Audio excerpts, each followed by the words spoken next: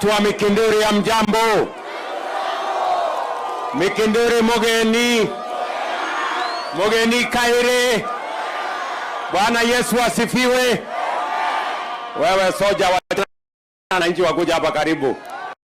Nchi ni wangwana, hawana shida. Kwanza watu wa Mikindori, mimi nataka nisimame mbele yenu jameni niseme asante sana kwa kura zenu. Mimi nilikuja hapa nikaomba nyinyi kura zenu, mkatuahidi, mkatupatia, nasema asante sana. Na tulikubaliana na nyinyi ya kwamba tukimaliza uchaguzi kitendawili haitaanza, kazi ndio itaendelea. Ni kweli ama si kweli? Si namna hiyo? Na ndio leo mimi nimekuja hapa Mikindori kwa sababu nimetembelea Meru mambo ya maendeleo. Leo nimeanza kule Timau, tumeanzisha program, na nimekuja hapa Meru makusudi kwa sababu tunataka kuanza sasa kupeleka taifa letu la Kenya mbele. Nyinyi mnajua ile miaka ingine 4 tulikuwa tunatembezwa hapa na mambo ya rege, si ni kweli? Lakini si rege tulisimamisha? Ama muliendesha pande hii? Si tulisimamisha rege? Ile rege ilituletea hasara mingi kwa sababu ilituwekea madeni mengi. Kwa mwaka mmoja nimekuwa nikipanga vile tutahakikisha kwamba nchi yetu isipigwe mnada kwa sababu ya mambo ya madeni.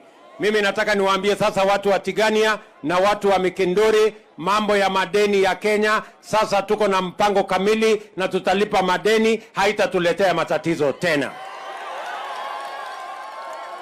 Na kwa sababu tumepanga vile ya kulipa madeni, sasa mimi nataka niwaambie kazi ya mpango ya kupanga maendeleo ya Kenya imeanza mwaka huu.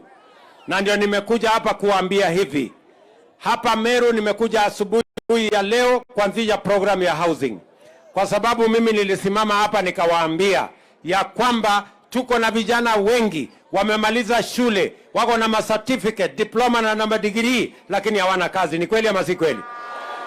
Na jukumu ni letu kama serikali ili tupange ajira ya hawa vijana. Na niliwaeleza tutakuwa na mpango ya housing. Watu walikuwa wanafikiri mimi nilikuwa nasema mchezo. Sasa hiyo program ya housing ambayo tumepanga Kenya mzima, hapa Meru mimi nimekuja kuianzisha leo. Tunajenga nyumba 10,000 ya kwanza Meru County. Na mimi nataka nijue kama vijana wa hapa Tigania mko tayari kwa hiyo kazi. Mko tayari? Wacha mimi niwaeleze. Kwa hiyo program ya housing tuko na kazi ya architect, quantity surveyor, tuko na electrician, tuko na plumber, tuko na mambo ya carpenter, tuko na mason, tuko na steel fixer, hata mtu ya mkono tuko naye. Tuko na kazi ya kufanya huko kwa kampuni ya simiti, tuko na kazi kwa kampuni ya chuma, tuko na kazi huko Kware ya kulete mawe pamoja na kokoto na kazi ingine. Na hiyo kazi yote ni ajira ya Wakenya sehemu mbalimbali. Mimi nauliza nyinyi watu wa hapa Mikindori, nyinyi mtajipanga na hiyo ajira? Mko tayari? Mko tayari? Kama uweze kupata kazi kwa mjengo, utapata kazi kwa kampuni ya simiti, ama upate kazi kwa kampuni ya chuma, ama upate kazi kwa mambo ya carpentry, ama upate kazi kwa mambo ya mason, ama ukue electrician, hata mtu ya mkono unaweza kufanya, ama ukue transporter ya mawe, ama ukue transporter ya kokoto. Hiyo kazi yote wewe mtu ya Mikindori utashindwa kujipanga? Si ndio? Kama uwezi ya architect, si ujaribu ya electrician ama ya plumber ama hata kazi ya mkono. Ama namna gani watu ya hapa? Tuko pamoja? Mnasema niendelee nipange hiyo kazi? Mimi nikiongea na nyinyi saa hizi nataka munisikie. Kwa ile projects yote nimelaunch Kenya, kuna vijana 130 wanafanya kazi saa hizi kwa mpango ya housing.